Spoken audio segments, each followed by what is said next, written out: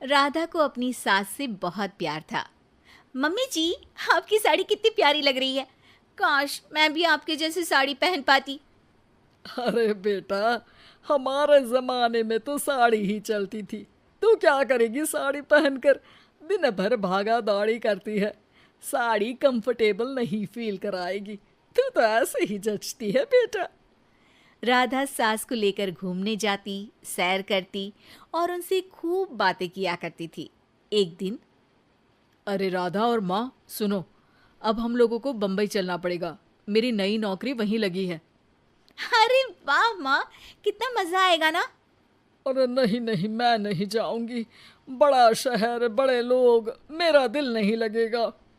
अरे माँ, मैं हूं ना आपके साथ। और सारा परिवार बड़े शहर में शिफ्ट हो जाता है। एक दिन, राधा, तू भी अब नौकरी में जाने लगी है। मैं तो बोर हो जाती हूँ। सोच रही हूँ आसपास की औरतों से दोस्ती कर लूँ। हाँ हाँ माँ, और क्या, यहाँ की औरतें तो किटी पार्टी और बहुत सी फन लविंग एक्टिविटी करती हैं। तो बेटा, दो चार फन लविंग से मुझे भी मिलवा देना।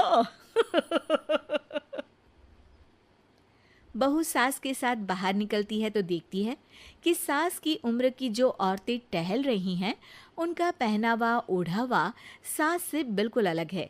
लेकिन फिर भी राधा एक औरत को रोकती है। Hello aunty, how are you? Oh great darling. Aunty, हम लोग यहाँ नए शिफ्ट हुए हैं। ये मेरी मम्मी है। क्या ये कल से आप लोगों को ज्वाइन कर सकती हैं? वो औरत सास की तरफ बड़ी ही अजीब नज़रों से देखती है, फिर कहती है, अब ठीक है, कल से भेज देना। सास समझ जाती है कि उस औरत को वो ठीक नहीं लगी, लेकिन फिर भी वो कुछ नहीं बोलती। अगले दिन, अरे माँ, अच्छी सी साड़ी पहनकर तैयार होकर जाइए। आपको आपकी दोस्तों के पास जाना है ना। और नहीं नहीं, मैं सोच रही हूँ घर पर बैठकर टीवी देखूं। वैसे भी रामायण का नया एपिसोड आएगा। नहीं माँ, आप जाओ ना, लोगों से मिलो, बात करो, अच्छा लगेगा। ना चाहते हुए भी सास उन लोगों के पास जाती है, लेकिन सभी सास से बुरा व्यवहार करते हैं। सास मुंह लटकाकर घर आ जाती है। बहू समझ जाती है कि सास को कुछ हुआ है। वो रोज सास को पार्क में भेजती, लेकिन सास रोज मुंह लटकाकर वापस आ जाती। क्या हुआ माँ, आप बाहर जाकर खुश नहीं होती हैं? अरे बेटा, खुश तो हूँ, लेकिन लेकिन क्या माँ, आपको तो लोगों से मिलना, बातें करना अच्छा लगता था। मैं देख रही हूँ कि आजकल आप बाहर से आती हैं तो परेशान सी दिखती हैं। सास कुछ नहीं कहती, अपने कमरे में चली जाती है। अगले दिन राधा चुपके से सास के पीछे पार्क में जाती है। हेलो, कैसे हैं आप लोग? एक औरत मुंह बनाकर साइड हो जाती है। सभी एक दूसरे से बात करती हैं, लेकिन राधा की सास साइड में चुपचाप अकेली बैठी रहती हैं। राधा घर आती है और सास के वापस आने का इंतजार करती है। सास मुंह लटकाकर घर आती है। अरे मम्मी जी, तब से इंतजार कर रही हूँ, जल्दी तैयार हो जाइए, मार्केट जाना है। राधा सास को लेकर बाजार जाती है और उन्हें कुछ मॉडर्न कपड़े दिलाती है। अगले दिन सास उन कपड़ों को पहनकर पार्क में जाती है। Oh my god, you are looking gorgeous. Beautiful top, कहाँ से लिया? हे, मेरे घर में कल किटी है, तुम जरूर आना। अजीब औरतें हो तुम लोग। मैं रोज आती थी, तब तो तुम लोग सीधे मुंह बात भी नहीं करती थी। आज इन कपड़ों को देखकर तुम मुझे घर बुला रही हो।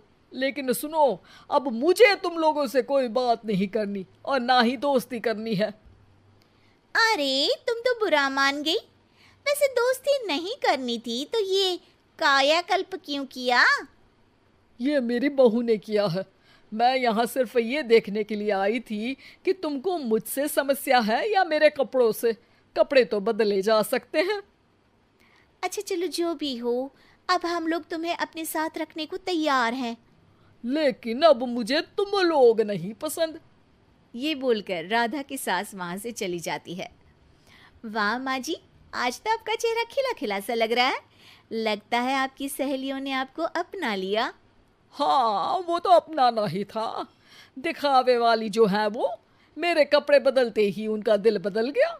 लेकिन आज मैं उन्हें मना कर आई, अरे क्यों माँ जी? क्योंकि उन लोगों को मुझसे नहीं मेरे कपड़ों से दोस्ती करनी थी। वैसे मेरे पास तो तू है ना, मेरी प्यारी बहू, मुझे किसी की ज़रूरत नहीं है। अरे नहीं नहीं माँ जी, आप ऐसा क्यों सोच रही हैं? बेटा ये गलत भी तो नहीं है, जैसा देश वैसा भेष। क्यों? ठीक है ना माँ, अब जब ये हम लोगों का देश है तो क्यों ना हम यहाँ का भेष अपना ले। हाँ हाँ ज़रूर, मैं तो तैयार हूँ। समय के साथ खुद को बदलने में कोई बुराई नहीं है, लेकिन कहीं नकल के चक्कर में बंदर ना दिखने लगूं। खैर, बहू लग जाती है सास की कायाकल्प।